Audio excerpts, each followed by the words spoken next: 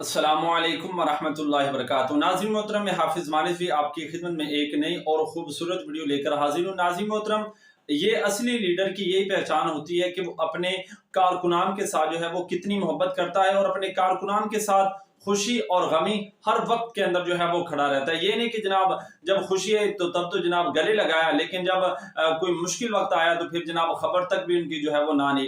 नाज़रीन मोहतरम, आपको बताऊं कि तहरीक लब्बैक पाकिस्तान के सरबराह अल्लामा हाफिज साद हुसैन नदवी साहब और नाज़रीन मोहतरम अल्लामा अनस हुसैन नदवी साहब, दोनों क़िबला अमीरुल मुजाहिदीन के साहबजादे, उनकी जो है वो अचानक जो लाहौर म्यू अस्पताल के अंदर जो है वो आमद हुई। और नाज़रीन मोहतरम, वो आए क्यों थे आपको बताऊं कि हजरत अल्लामा मौलाना मोहम्मद नक्शबंदी साहब जो है, जो कि नायब नाज़िम है तालीमात नोमानिया के, उनकी जो सेहत है वो ख़राब थी, कि जिसकी वजह से वो उनके पास आए, उनकी तमादारी की और उनके लिए दुआ खैर की और उनके जो है वो अहवाल पूछे कि क्या सूरत हाल है।